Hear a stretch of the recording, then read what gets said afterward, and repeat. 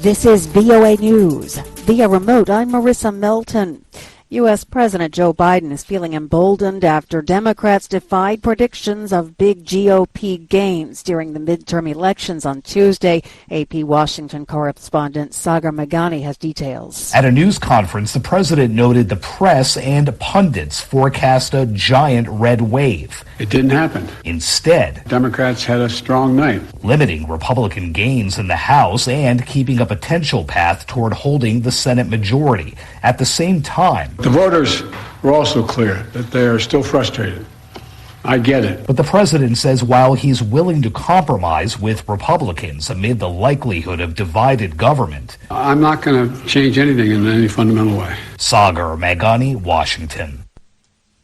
American basketball star Brittany Griner has been sent to a penal colony in Russia to serve her sentence for drug possession, this according to her legal team on Wednesday. A Russian court rejected an appeal of her 9-year sentence last month. The 8-time All-Star center with the WNBA's Phoenix Mercury and a 2-time gold medalist was convicted August 4th after police said they found vape canisters containing cannabis oil in her luggage at a Moscow airport.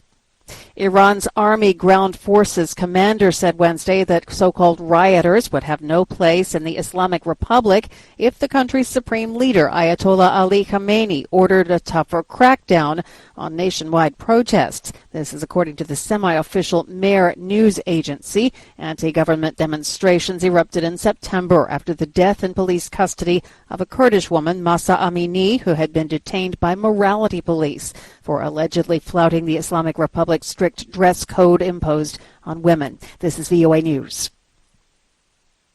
Binance, the world's biggest cryptocurrency platform, said Wednesday it's ending plans to acquire rival FTX.com, citing reports of mishandled customer funds and alleged government probes.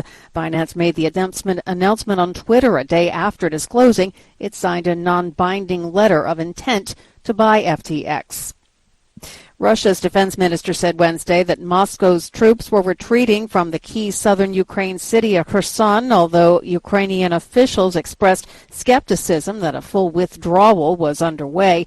VOA's Flashpoint Ukraine spoke to reporter Anna Chernikova in Kyiv on Wednesday about why the retreat is significant. It's an extremely important city for both sides because Kherson was the only administrative center that Russian forces managed to capture since the beginning of full-scale invasion.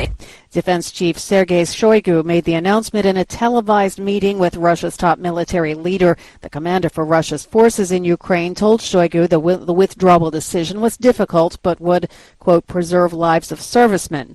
Ukrainian advances had put Kyiv's forces within striking distance of Kherson. Ukraine was initially skeptical of the Russian retreat, suggesting it might be a Russian ruse for an ambush of Ukrainian troops. Meanwhile, the Eastern European countries of Slovakia and Hungary said they're preparing for an increase in the number of refugees fleeing the war in Ukraine in the coming months as winter approaches. And in the United States, despite high gas and food prices, there doesn't seem to be too many inflation worries when it comes to gambling. AP correspondent Shelley Adler has more.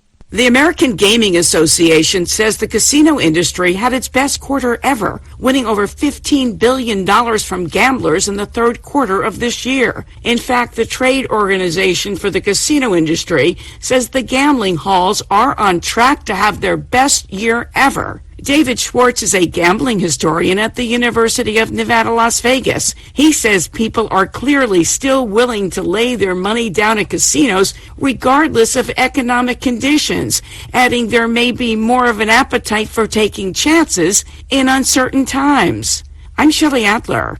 British police say a 23-year-old man has been detained after appearing to throw eggs at King Charles III and his wife in the northern England city of York. The incident happened as the monarch and Camilla were entering York through a medieval gateway on Wednesday. No eggs appeared to hit the royal couple.